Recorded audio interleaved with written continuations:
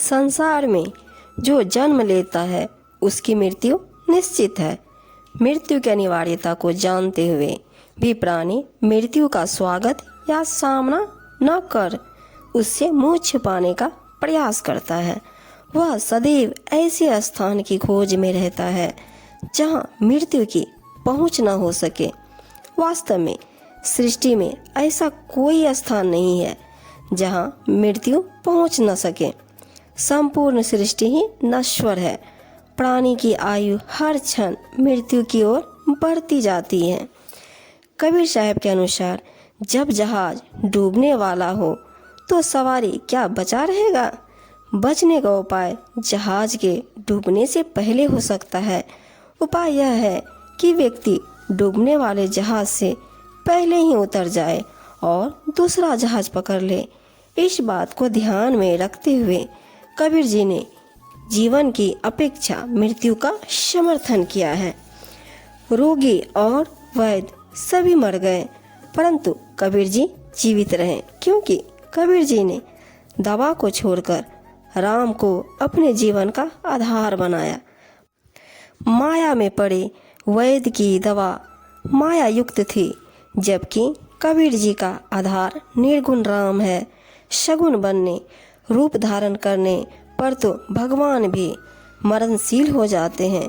निर्गुण का आधार पाकर जो जीते जी मर लेता है वह अमर हो जाता है। कबीर जी ने माया से विरक्त होकर सुखों का त्याग देने और निर्गुण ब्रह्म को जीवन का आधार मानने का ज्ञानोपदेश दिया है। उनके अनुसार विषय से मन को मार देने से प्राणी जीवन मरण के चक्र से मुक्ति प्राप्त कर लेता है। कबीर जी कहते हैं, जीवत मृतक होए रहे तजे खलक की आस, रक्षक समर्थ सदगुरु मति दुख पावे दास। संसार की आशा त्याग कर जीते जी मर जाए, यानी कि सब अहंकार को त्याग दे। हे शिष्य, संसार की कामनाओं में पड़कर तू क्यों दुखी होता है। समर्थ सतगुरु ही तेरे रक्षक हैं। जीवन में मरना भला जो मरी जाने कोई, मरना पहले जो मरे अजर अमर सो होय। जीते जी ही मरना अच्छा है।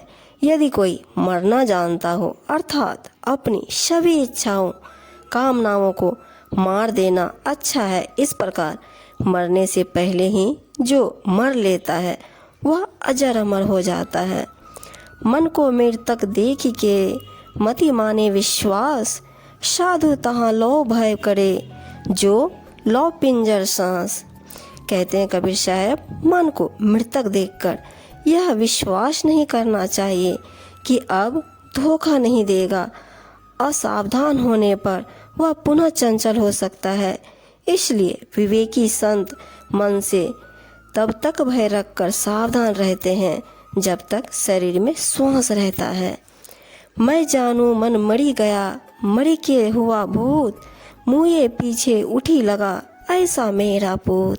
कबीर साहब जी कहते हैं, भूलवश मैंने यह जाना था कि मेरा मन मर गया, परंतु वह तो मरकर प्रेत बन गया, मेरे पीछे लगा रहा। ऐसा यह मेरा मन जिद्दी बालक की तरह है। पांचों इंद्रिय छठा मन सम संगत सुचंत, कहे कबीर जग क्या करे सातों गाठी निचंत। कबीर जी कहते हैं कि आँख, नाक, कान, जीवा तथा त्वचा, इन पांचों ज्ञानेंद्रियों तथा छठे मन को सातवें सत्य चेतन स्वरूप में जिन्होंने स्वयं को जोड़ लिया है, ऐसे स्वरूप रत विवेकी को मन वासना रूपी यमराज क्या करेगा। जब लग आशा शरीर की मृतक हुआ न जाए, काया माया मन तजे चौरे रहा बजाए। जब तक शरीर की आशा और आसक्ति है तब तक कोई मन को मिटा नहीं सकता। अतएव शरीर का मोह और मन की वासना को त्याग कर सत्संग के मैदान में विराजना चाहिए। भक्त मरे क्या रोइए जो अपने घर जाए, रोइए साकट बाप उड़े हाटो हाट बिकाए। कबीर जी कहते हैं, जिसने अपने कल्याण रूपी अविनाशी घर को प्राप्त कर लिया, ऐसे संत भक्त के शरीर त्यागने पर क्यों विलाप करते हो? बेचारे अभक्त अज्ञानों के मरने पर रोवो, जो मरकर पुनः 84 के बाजार में बिकने जा रहा है। अजहू तेरा सब मिटे, जो जग माने हार, घर में झगड़ा होत है, सो घर डारो जार। कबीर साहब जी कहते, आज भी तेरा संकट मिट सकता है यदि संसार से हार मानकर निराभिमानी हो जाए। तुम्हारे अहंकार रूपी घर में जो काम क्रोध आदि का झगड़ा हो रहा है, उसे ज्ञान की अग्नि से जला डालो।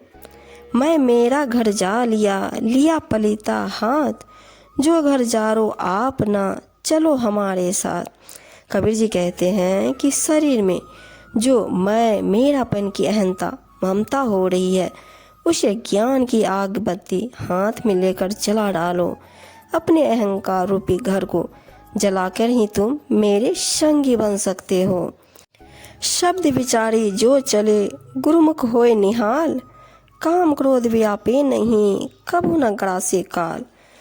गुरुमुख शब्दों का विचार कर जो व्यक्ति आचरण करता है वह कृतार्थ हो जाता है। उसको काम क्रोध जैसे सांसारिक क्लेश नहीं सताते और वह कभी कामनाओं के मुंह में नहीं पड़ता।